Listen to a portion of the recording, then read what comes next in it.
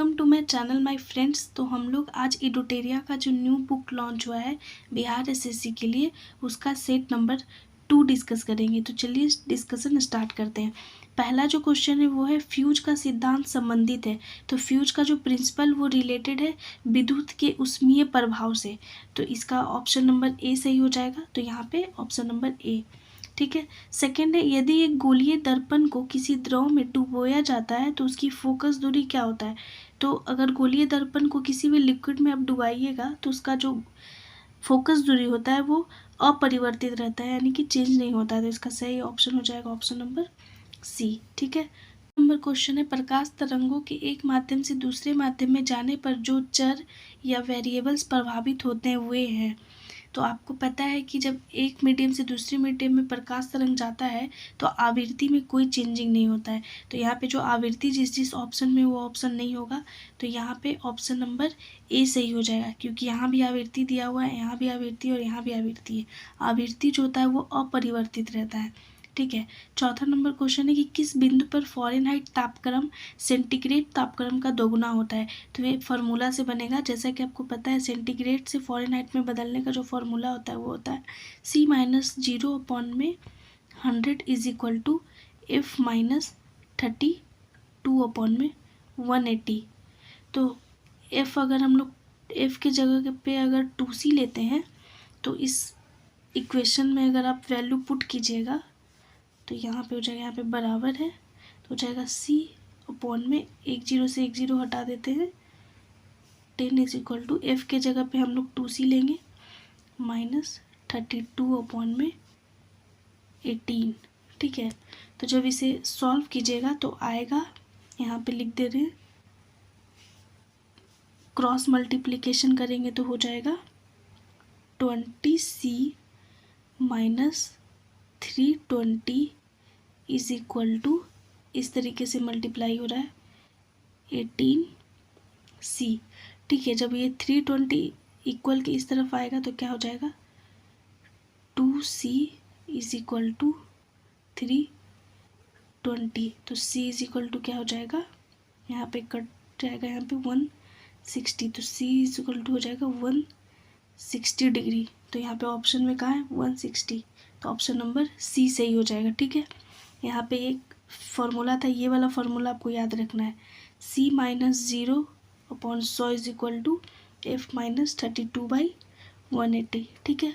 Next आपका question है, एक हॉर्स पावर में कितने जूल पर सेकेंड होते हैं। तो जैसा कि आपको पता है कि एक वॉट में क्या होता है 1 जूल पर सेकेंड होता है। तो एक हॉर्स पावर में कितना होता है वॉट, 746 वॉट होता है। तो कितना जूल पर सेकेंड होगा, 746 ही होगा। तो ऑप्शन नंबर सी सही हो जाएगा, ठीक है। 6 नंबर क्वेश्चन है, लोलक घड़ियां गर्मियों में सुस्त हो जाती हैं क्योंकि, लोलक मतलब कि पेंडुलम। तो जो पेंडुलम क्लॉक होता है वो गर्मी के दिन में धीरे हो जाता है, क्यों। तो जैसा कि आपको फॉर्मूला पता है कि जो आवर्तकाल का फॉर्मूला होता है T is equal to 2π√L/G। तो यहाँ पे जो टाइम पीरियड है वो डिपेंड कर रहा है डायरेक्टली प्रोपोर्शनल लेंथ के, ठीक है। तो लेंथ जब बढ़ेगा तो टाइम पीरियड भी बढ़ जाएगा, इसीलिए लोलक की लंबाई बढ़ जाती है, इसीलिए घड़ी जो है वो सुस्त हो जाती है। लेंथ बढ़ेगा तो उसका टाइम पीरियड भी बढ़ जाएगा, ठीक है। तो जब आवर्तकाल या टाइम पीरियड बढ़ेगा तो सुस्त हो जाएगा, घड़ी धीरे चलेगा, ठीक है। 7 नंबर का क्वेश्चन है, अति चालक का लक्षण है। तो अति चालक का लक्षण है शून्य परागम्यता। तो इसका सही आंसर हो जाएगा ऑप्शन नंबर ए, ठीक। नंबर क्वेश्चन है, निम्नलिखित में से कौन आउटपुट डिवाइस नहीं है। तो टच स्क्रीन जो है वो आउटपुट डिवाइस नहीं है। तो अगर इनपुट डिवाइस का बात करें तो इनपुट डिवाइस में आपका कीबोर्ड हो जाएगा, माउस हो जाएगा, स्कैनर हो जाएगा। आउटपुट डिवाइस में अगर बात करें तो मॉनिटर हो जाएगा, प्रिंटर हो जाएगा, प्रोजेक्टर हो जाएगा, ठीक है। तो यहाँ पे 8 का हो जाएगा बी। 9 नंबर क्वेश्चन है आपका, रेडियो एक्टिविटी का आविष्कार किया था। तो ये किए थे हेनरी बैकुरल, ठीक है। तो इसका ऑप्शन बी सही हो जाएगा। 10 नंबर क्वेश्चन है, परमाणु में कक्षों को भरने का क्रम नियंत्रित होता है। तो किस प्रिंसिपल के द्वारा हम लोग एटम में उसके जो ऑर्बिट होते हैं उसको फिल करते हैं। तो वो अफवाउ प्रिंसिपल के द्वारा फिल करते हैं। तो ऑप्शन नंबर ए सही हो जाएगा। 11 नंबर क्वेश्चन है, निम्नलिखित में से कौन एक मूल तत्व है? मूल तत्व यानी कि फंडामेंटल एलिमेंट है, तो वो हीरा है, क्योंकि हीरा जो है वो कार्बन का शुद्धतम रूप होता है, सबसे प्योरेस्ट फॉर्म होता है, तो इसलिए मूल तत्व में ऑप्शन के अकॉर्डिंग हीरा सही हो जाएगा। 12 नंबर क्वेश्चन है, सोप स्टोन या टॉल्क मुख्यतः है, तो कह रहा है कि सोप स्टोन का फॉर्मूला क्या होता है? तो ये बना होता है मैग्नीशियम सिलिकेट का, तो ऑप्शन नंबर डी सही हो जाएगा। 13 नंबर क्वेश्चन, निम्नलिखित में से कौन सा जोड़ा तांबे के मिश्र धातुओं का नहीं है, यानी कि किसमें तांबा नहीं मिला होता है? तो इस रोज मेटल और टाइप मेटल में तांबा नहीं मिला होता है, बाकी इन सभी में तांबा रहता है। पीतल और कांसा, यानी कि पीतल किससे मिलके बनता है? तो कॉपर और जिंक से। कांसा किससे मिलके बनता है? तो कॉपर और टीन से। ठीक है, जर्मन सिल्वर में भी तांबा होता है, रोल गोल्ड में भी तांबा और एल्युमिनियम होता है, गन मेटल और डेल्टा मेटल में भी तांबा पाया जाता है, तो रोज मेटल और टाइप मेटल ध्यान रखिएगा। 14 नंबर क्वेश्चन है कि बेकिंग सोडा किसे कहते हैं जिसे हम लोग खाने में यूज कर सकते हैं? तो वो होता है सोडियम हाइड्रोजन कार्बोनेट, तो कौन सा ऑप्शन है? ऑप्शन नंबर ए सही हो जाएगा। 15 नंबर क्वेश्चन है, निम्नलिखित वैज्ञानिकों में किसने स्थिर अनुपात के नियम को प्रतिपादित किया था? तो ये किए थे जोसेफ प्राउस्ट, तो ऑप्शन नंबर ए सही हो जाएगा। 16 है, मॉर्फिन किससे प्राप्त होता है? तो मॉर्फिन अनराइप फ्रूट से प्राप्त होता है, अपरिपक्व जो फल होता है उससे मिलता है मॉर्फिन, तो ऑप्शन नंबर सी सही हो जाएगा। 17 नंबर क्वेश्चन है, हमारे तंत्र में अधिकतम एटीपी अणुओं को उत्पन्न करने वाला पद है, तो वो है क्रेब्स साइकिल, तो ऑप्शन नंबर सी सही हो जाएगा। 18 है, पादप कोशिका का जंतु कोशिका से भिन्नता का कारण होता है, तो जैसा कि आपको पता है पादप कोशिका में सेल वॉल पाया जाता है लेकिन जंतु कोशिका में नहीं, तो यहाँ पे ऑप्शन नंबर ए सही हो जाएगा, कोशिका भित्ति की उपस्थिति, यानी कि पादप कोशिका में सेल वॉल पाया जाता है जिसे हम लोग कोशिका भित्ति भी कहते हैं। 19 नंबर क्वेश्चन है, चींटियों के अध्ययन को कहा जाता है? तो चींटी का जो अध्ययन होता है उस स्टडी को हम लोग कहते हैं मर्मिकोलॉजी, तो ऑप्शन नंबर ए सही हो जाएगा। 20 नंबर क्वेश्चन है, कौन सा अंग वसा को तोड़कर कोलेस्ट्रॉल बनाता है? तो ये लीवर का काम होता है, जितना भी फैट होता है उसको तोड़कर कोलेस्ट्रॉल में कन्वर्ट करना। ठीक है। 21 नंबर क्वेश्चन है, हथेली में पाए जाने वाली हड्डी का क्या नाम है? तो हथेली में जो हड्डी पाई जाती है उसका नाम है मेटाकार्पल। वही अगर कलाई के जोड़ के पास जो हड्डी का ग्रुप होता है, बोन ग्रुप, उसको कहते हैं कार्पल। तो यहाँ पे हथेली पूछा है इसलिए मेटाकार्पल ऑप्शन हो जाएगा, अगर कलाई पूछता तो कार्पल हो जाता है। ठीक है। 22 नंबर क्वेश्चन है, कौन सा विटामिन ई से संबंधित रासायनिक पदार्थ है? तो विटामिन ई का केमिकल नेम क्या है? तो विटामिन ई को हम लोग टोकोफेरॉल भी बोलते हैं, तो ऑप्शन नंबर ए सही हो जाएगा। 23 नंबर क्वेश्चन है, विडाल टेस्ट यानी कि विडाल परीक्षण किसके लिए किया जाता है? तो जो विडाल टेस्ट होता है वो टाइफाइड को जांचने के लिए किया जाता है, तो टाइफाइड किससे जांचा है? विडाल टेस्ट से। ठीक है, तो ऑप्शन नंबर सी सही हो जाएगा। 24 नंबर क्वेश्चन है, सूखा सहिष्णुता से संबंधित हार्मोन है। सूखा सहिष्णुता मतलब कि पत्ती जो सूख जाता है, पौधे का जो लिप्स होता है वो सूख जाता है, वो किसके कारण होता है? तो वो एब्सिसिक एसिड के कारण होता है, तो ऑप्शन नंबर ए सही हो जाएगा। 25 नंबर क्वेश्चन है कि साल्क टीका निम्नलिखित में से किस व्याधि से संबंधित है? व्याधि मतलब रोग, तो साल्क टीका किस रोग से रिलेटेड है? तो वो पोलियो के खुराक से रिलेटेड है। ठीक है, पोलियो के टीका को ही हम लोग साल्क टीका कहते हैं, तो ऑप्शन नंबर डी सही हो जाएगा। 26 नंबर क्वेश्चन, पॉलिटी स्टार्ट हो गया है। संविधान के अनुसार नई अखिल भारतीय सेवा की शुरुआत की जा सकती है, तो ये राज्यसभा द्वारा किया जा सकता है, तो ऑप्शन नंबर बी सही हो जाएगा। आर्टिकल 312 के तहत राज्यसभा के पास ये अधिकार है कि ये ऑल इंडिया सर्विस को स्टार्ट कर सकता है या नया ऑल इंडिया सर्विस को बना सकता है। ठीक है, नेक्स्ट है आपका 27 नंबर क्वेश्चन, किस वाद में सर्वोच्च न्यायालय ने स्पष्ट किया कि मूल अधिकार एवं नीति निर्देशक तत्व एक दूसरे के पूरक है?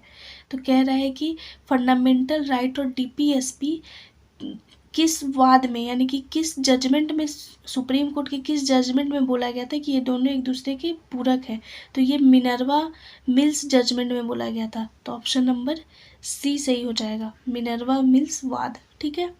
28 नंबर क्वेश्चन है कि राष्ट्रीय आपात की उद्घोषणा के समय संसद निम्न में से किस अनुच्छेद के तहत राज्य सूची के विषय पर कानून बना सकती है। आर्टिकल 250 के तहत संसद के पास यह अधिकार होता है कि वो राज्य के विषय पे भी कानून बना सकती है जब इमरजेंसी लागू रहे। ठीक है।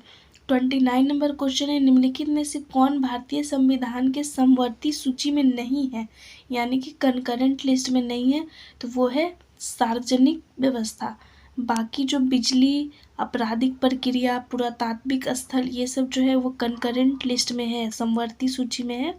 सार्वजनिक व्यवस्था जो है ये राज्य सूची का विषय है, ध्यान रखिएगा। 30 नंबर क्वेश्चन है निम्न में से कौन राष्ट्रपति के प्रसाद पर्यंत पद धारण नहीं करता है, यानी इनमें से किनको जो है राष्ट्रपति अपॉइंट नहीं करते हैं। तो लोकसभा अध्यक्ष को अपॉइंट नहीं करते हैं, क्योंकि आपको पता है लोकसभा के जो अध्यक्ष होते हैं वो लोकसभा के मेंबर ही चुनते हैं। तो इसका सही ऑप्शन नंबर सी हो जाएगा। 31 नंबर क्वेश्चन निम्नलिखित में से किसकी सिफारिश पर केंद्र द्वारा राज्यों को वैधानिक अनुदान दिए जाते हैं, यानी कि कौन सा कमीशन बोलता है केंद्र सरकार को कि हाँ किन किन राज्यों को कितना पैसा देना है, कितना ग्रांट देना है। तो ये वित्त आयोग का काम होता है, फाइनेंस कमीशन का काम होता है।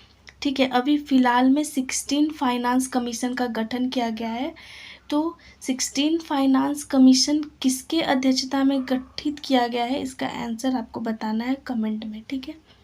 32 नंबर क्वेश्चन है निम्न में से कौन भारत में सरकार के संसदीय स्वरूप की विशेषता को व्यक्त करता है। तो क्या व्यक्त करता है, तो कार्यपालिका का विधायिका के प्रति उत्तरदायी होना। ये भारत में कार्यपालिका संसद के निचले सदन लोकसभा के प्रति उत्तरदायी होती है। यह भारत में संविधान के संसदीय स्वरूप को व्यक्त करता है। तो ऑप्शन नंबर डी सही हो जाएगा। 33 नंबर क्वेश्चन है भारत के निम्नलिखित राज्यों में से किस राज्य की विधानसभा की सीटों की संख्या सर्वाधिक है, यानी यहाँ पे राज्य की विधानसभा के बारे में बात किया गया है। तो सबसे ज़्यादा है पश्चिम बंगाल, तो ऑप्शन नंबर ए सही हो जाएगा। तो पश्चिम बंगाल में कितना सीट है, 294। अपने बिहार में कितना सीट है, 243। मध्य प्रदेश का अगर बात करें तो 230 सीट है विधानसभा का, और तमिलनाडु का बात करें तो वहाँ पे 234 सीट है, तमिलनाडु में 234। ठीक है। तो यहाँ पे ऑप्शन आपका ए सही हो जाएगा। ठीक है। सबसे ज़्यादा यहाँ पे पश्चिम बंगाल के पास है, 294। ठीक है। 34 नंबर क्वेश्चन है निम्न युग्मों में से कौन सही सुमेलित है। तो यहाँ पे हिस्ट्री आपका स्टार्ट हो गया है। तो यहाँ पे Abdul Kalam Azad, Hind Swaraj, Annie Besant, new India, Bal Gangadhar Tilak, Commonwealth, Mahatma Gandhi, India wins freedom. तो यहाँ पे इस तरफ बुक दिया है और इस तरफ नाम है। ठीक है। तो इसमें से कौन सा सही है, तो एनी बेसेंट, न्यू इंडिया, ये वाला ऑप्शन सही है, क्योंकि न्यू इंडिया जो बुक है वो एनी बेसेंट ही लिखी थी। ठीक है। 35 नंबर क्वेश्चन है आधुनिक बिहार का निर्माता किसे माना जाता है। तो ये सच्चिदानंद सिन्हा जी को माना जाता है। तो ऑप्शन नंबर ए सही हो जाएगा। ठीक है। 36 नंबर का क्वेश्चन है गांधी इरविन समझौता हुआ मुख्य रूप से, तो पूछ रहा है कि जो गांधी इरविन पैक्ट हुआ था वो किस लिए हुआ था। तो ये हुआ था गोलमेज सम्मेलन में कांग्रेस की भागीदारी सहज करने के लिए।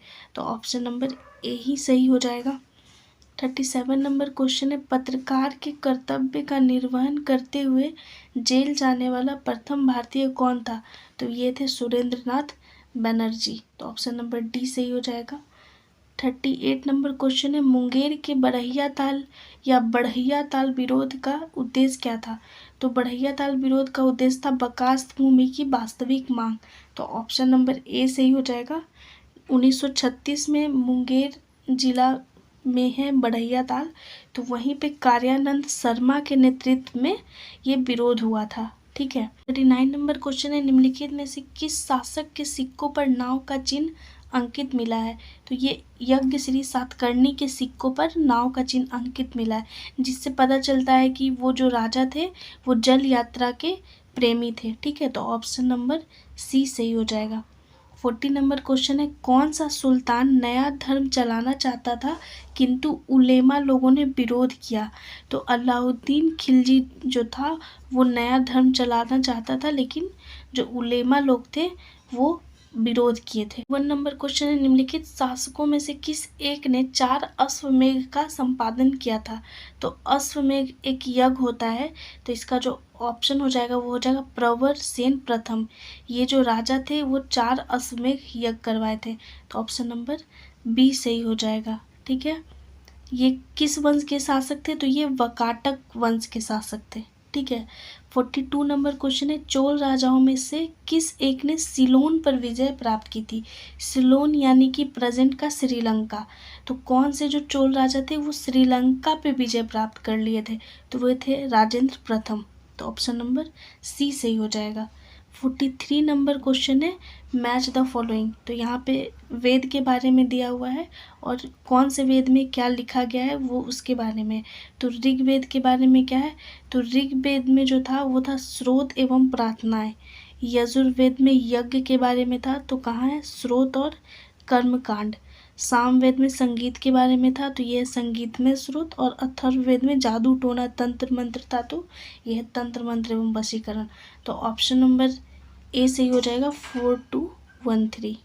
ठीक है, 50 नंबर क्वेश्चन है आपका, 44 नंबर क्वेश्चन है आपका, अशोक को सर्वप्रथम कहाँ का शासक नियुक्त किया गया?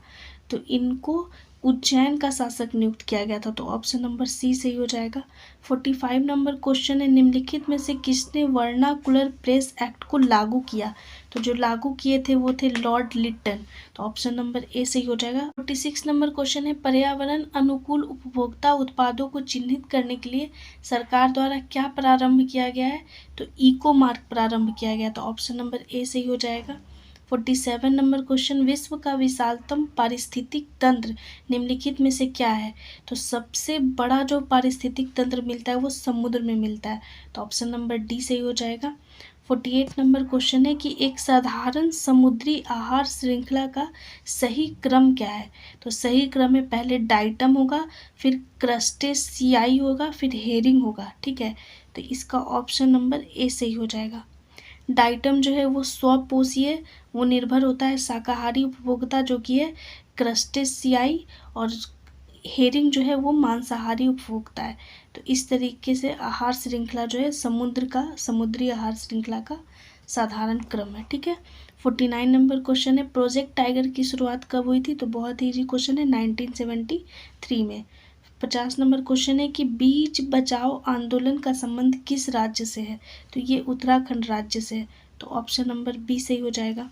51 नंबर क्वेश्चन है, भारत का सबसे बड़ा बाघ अभ्यारण्य निम्न में से कौन है? तो सबसे बड़ा जो बाघ अभ्यारण्य है वो है नागार्जुन सागर वन्य जीव अभ्यारण्य, तो ऑप्शन नंबर बी सही हो जाएगा। 52 नंबर क्वेश्चन, अंग्रेजी साहित्य के लिए पहली बार ज्ञानपीठ पुरस्कार कब दिया गया था? तो ये 2018 में दिया गया था पहली बार। ठीक है, अंग्रेजी साहित्य के लिए। ठीक है, याद रखिएगा, ऑप्शन नंबर डी। ठीक है, 53 नंबर क्वेश्चन है कि बर्फानी तूफान किस प्रकार की आपदा है? तो बर्फानी जो तूफान आता है तो कैसा आपदा है? तो वो है वायुमंडलीय आपदा, तो ऑप्शन नंबर ए सही हो जाएगा।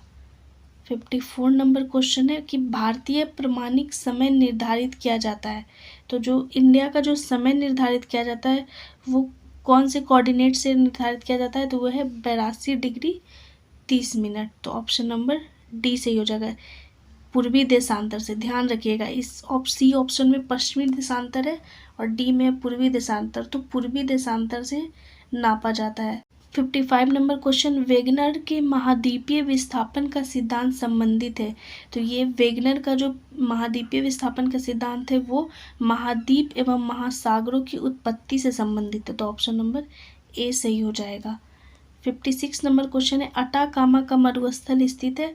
तो अटाकामा का जो मरुस्थल स्थित है वो दक्षिण अमेरिका यानी कि साउथ अमेरिका में स्थित है, ऑप्शन नंबर डी सही हो जाएगा। नेक्स्ट है, निम्नलिखित में से कौन सा युग्म सही नहीं है? तो यहाँ पे घास का मैदान है और कंट्री है, तो जो सही युग्म नहीं मिला हुआ है वो है लानोज चिली, क्योंकि लानोज जो है वो वेनेजुएला देश में पाया जाता है। और जो बाकी ऑप्शन है वो बिल्कुल सही है, पंपास घास का मैदान अर्जेंटीना में है, डाउन्स ऑस्ट्रेलिया में है, वेल्ड जो है वो दक्षिण अफ्रीका में है, और भी एक दो घास के मैदान है जो कि हम आपको बता दे रहे हैं। कैंपस अगर घास का मैदान पूछेगा तो वो ब्राज़ील में, और सवाना ये अफ्रीका में है। ठीक है, नेक्स्ट है 58 नंबर क्वेश्चन। आश्चुतासम यानी कि स्टैलेक्टाइट एवं निश्चुतासम यानी कि स्टैलेगेमाइट निक्षेपणात्मक स्थलाकृति है। तो ये स्थलाकृति किसकी है? तो ये है भूमिगत जल की यानी कि ग्राउंड वाटर की। तो ऑप्शन नंबर बी सही हो जाएगा। ठीक है, नेक्स्ट है 59 नंबर क्वेश्चन। निम्नलिखित नगरों या शहर में कौन भारत का पिट्सबर्ग कहलाता है? तो भारत का जो पिट्सबर्ग कहलाता है वो जमशेदपुर को कहते हैं। तो ऑप्शन नंबर बी हो जाएगा सही, जमशेदपुर। 60 है बैलाडीला जो है वो छत्तीसगढ़ में है, किस खनिज के उत्पादन के लिए प्रसिद्ध है? तो बैलाडीला आपको पता है ये आयरन ओर के लिए प्रसिद्ध है। तो लौह अयस्क हो जाएगा ऑप्शन नंबर सी सही। 61 नंबर क्वेश्चन। निम्नलिखित में से किसका संबंध कथकली नृत्य से नहीं है? तो यहाँ पे ध्यान से क्वेश्चन पढ़ना है। तो जिनका संबंध नहीं है कथकली नृत्य से वो है मायाधर रावत, और बाकी जो ऑप्शन कृष्ण नायर, राधा मोहन, वी नारायण मेनन, इनका संबंध कथकली नृत्य से है। ठीक है, अगर पूछे कि बिरजू महाराज का संबंध किन से है तो वो कथक से है। ठीक है, 62 नंबर क्वेश्चन है। विश्व स्तनपान दिवस प्रतिवर्ष कब मनाया जाता है? तो डेट से क्वेश्चन पूछ लिया जाता है, तो आप याद रखिएगा। तो इसका सही ऑप्शन हो जाएगा 1 अगस्त, option number A. 63 number question है। रमन अनुसंधान केंद्र का मुख्यालय कहाँ स्थित है? तो ये बेंगलुरु में अवस्थित है। तो ऑप्शन नंबर बी सही हो जाएगा, बेंगलुरु। तो इसकी जो स्थापना किसने की थी? तो इसकी स्थापना सीवी रमन ने की थी, रमन अनुसंधान केंद्र का। 4 नंबर क्वेश्चन है। तेंजिंग नार्गे साहसिक पुरस्कार की शुरुआत किस वर्ष की गई थी? तो ये 1993 में की गई थी। तो ऑप्शन नंबर डी सही हो जाएगा। ये साहस के क्षेत्र में जो कार्य करते थे उनको ये पुरस्कार मिलता था। 65 नंबर क्वेश्चन है। शांति काल का सबसे बड़ा वीरता पुरस्कार कौन सा है? तो वो कौन सा है? वो है अशोक चक्र। तो ऑप्शन नंबर सी सही हो जाएगा। ठीक है, शांति काल का सबसे बड़ा वीरता पुरस्कार। युद्ध काल का अगर वीरता पुरस्कार पूछे तो वो है परमवीर चक्र, महावीर चक्र और वीर चक्र। ठीक है, इसी तरीके से शांति काल का है अशोक चक्र, दूसरा है आपका कीर्ति चक्र और तीसरा है शौर्य चक्र। तो आपको ये ध्यान रखना है। तो पहला अशोक चक्र हो जाएगा शांति काल में, दूसरा अगर पूछता तो कीर्ति चक्र है और तीसरा शौर्य चक्र। 66 नंबर क्वेश्चन है कि पटना विश्वविद्यालय की स्थापना किस वर्ष की गई थी? तो ये 1917 में की गई थी। तो ऑप्शन नंबर बी सही हो जाएगा। 67 नंबर क्वेश्चन है। ऑपरेशन कावेरी का संबंध है। तो ऑपरेशन कावेरी का संबंध है कि सूडान में फंसे भारतीयों को भारत सरकार ऑपरेशन कावेरी के तहत लाया था। तो भारत सूडान से रिलेटेड है। तो ऑप्शन नंबर बी सही हो जाएगा। 68 नंबर क्वेश्चन है। किस राज्य द्वारा लाडली बहना योजना की शुरुआत की गई? तो ये शुरुआत की गई मध्य प्रदेश गवर्नमेंट के द्वारा। 69 नंबर क्वेश्चन है। किसके द्वारा प्रोजेक्ट हिमांग की शुरुआत की गई? तो प्रोजेक्ट हिमांग जो है वो बीआरओ के द्वारा शुरू किया गया प्रोजेक्ट है। तो ऑप्शन नंबर सी सही हो जाएगा।